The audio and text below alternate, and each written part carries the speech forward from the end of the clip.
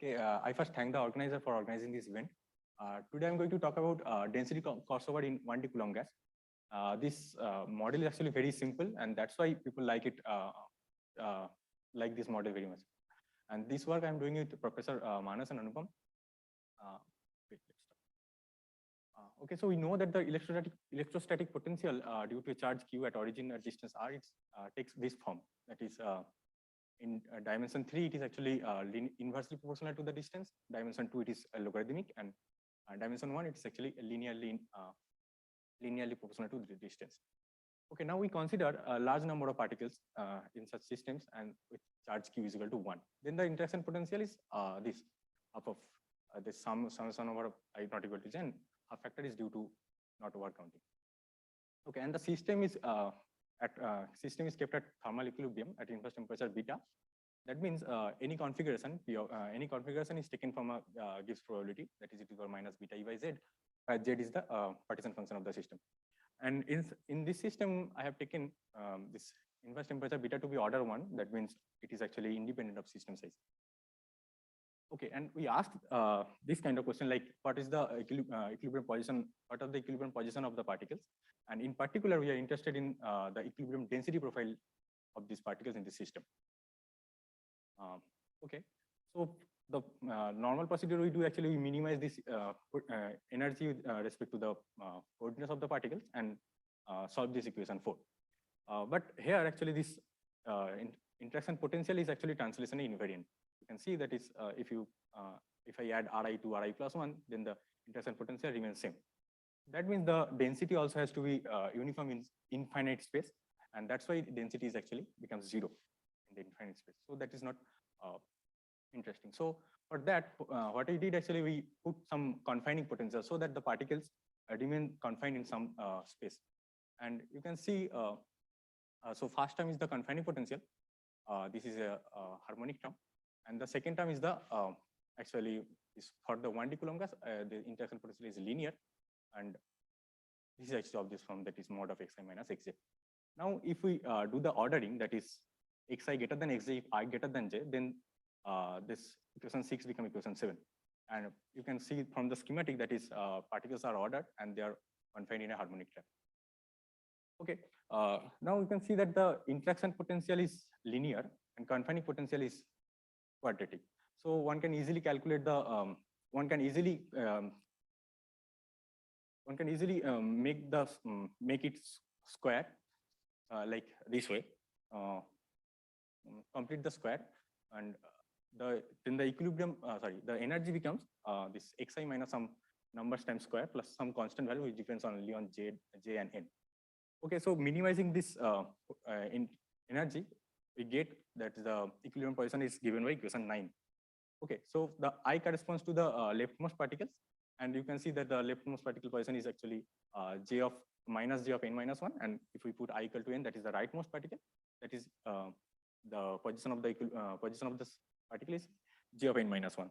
So now the particles get confined in a finite regime within minus j into plus j in the large n limit, and you can see from this equation 9 that the equilibrium distance between two consecutive particles is actually independent of I.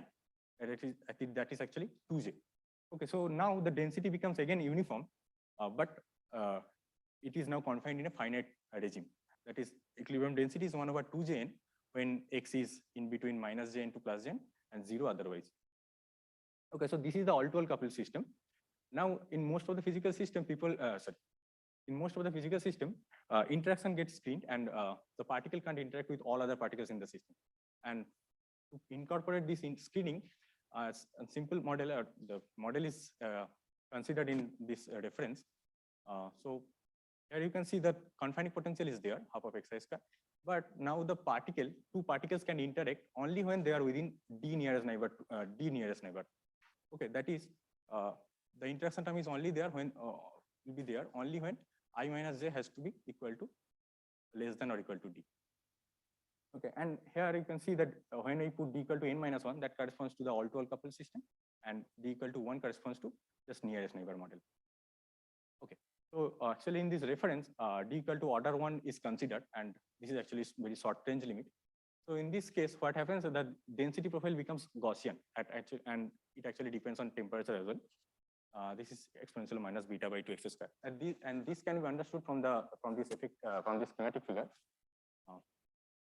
So you can see, except from this d leftmost particle and d rightmost particle, these n minus 2d particles in the center, actually for this number of particles, the contribution of their coordinates in the interaction time is actually 0.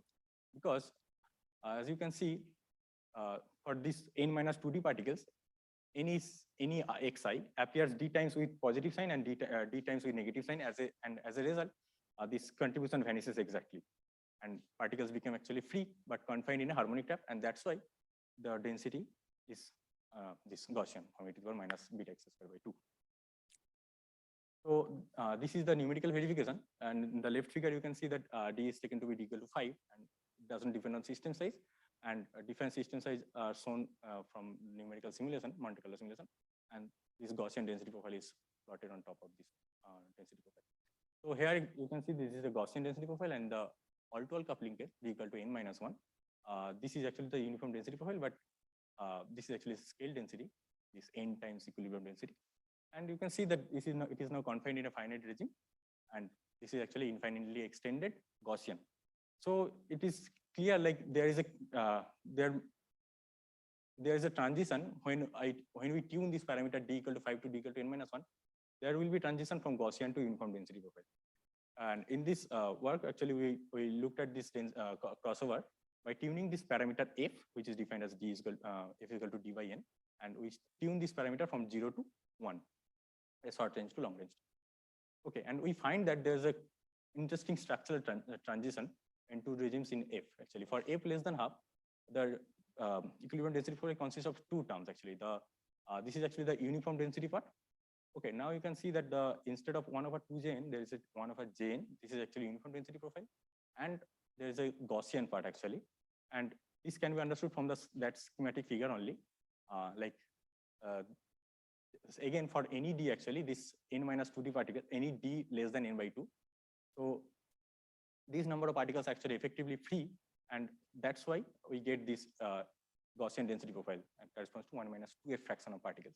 And for the rest of the particles, actually, this is uniform, and it can be calculated exactly because what we have to do actually, we have to find out how many times xi appears with positive sign and how many times xi appears with negative sign. That's it.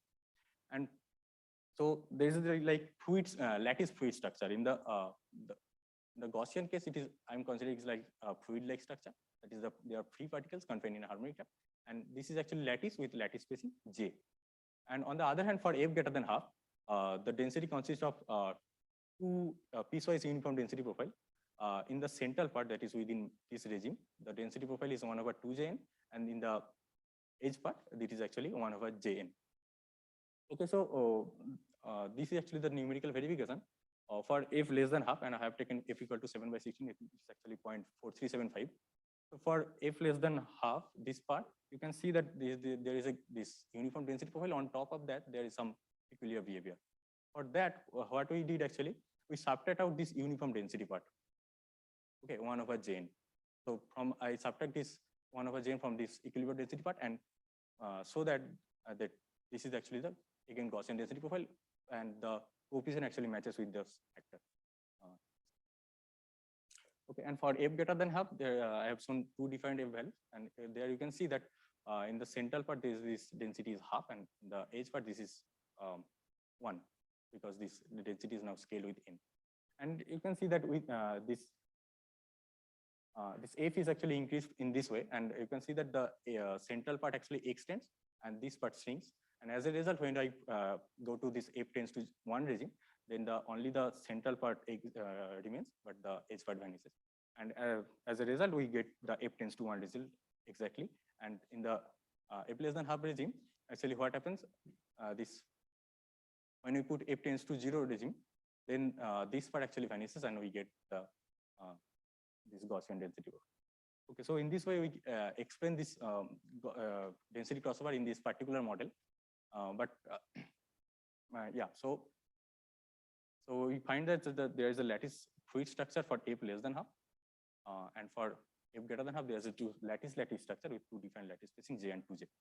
But in our study, actually, we are doing this density crossover in a large class of interacting system, which actually known as a rich gas, and the interaction potential actually takes this kind of form, xi minus xj to the power minus k.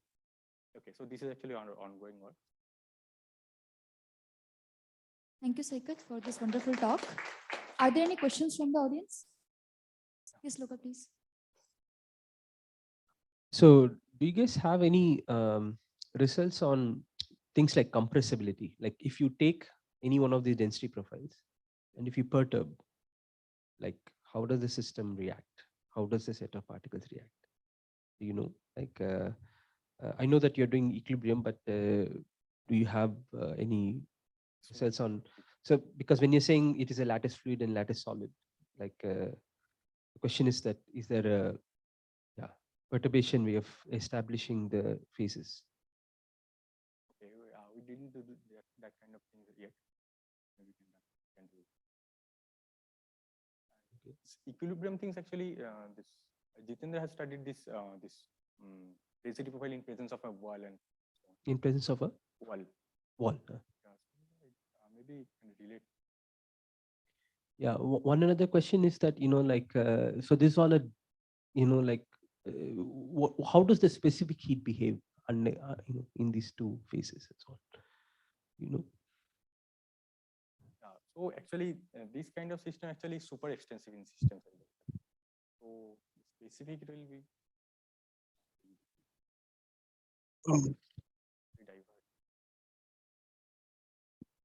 maybe I can comment. Hello. Yeah, Anupam. Yes. Yeah. So the first question is for this finite range case, we didn't look at this compressibility, but for all-to-all coupling cases, we have checked. We have looked at if the density is slightly deviated, what is the second derivative of the free energy? How does it behave with the parameters and the system side? How does it scale?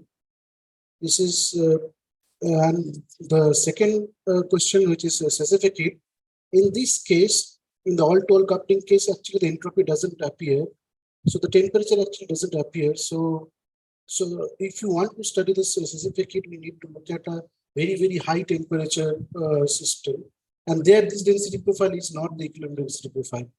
So there, that thing we did not study. But what about the not all-to-all coupling case? Yeah, this is ongoing work. So we didn't actually. These are the interesting things that we should explore. We didn't look at it. Okay, thank you. Any other question? Okay, then let's Saikat again. Let's thank you, Saikat again. Yes.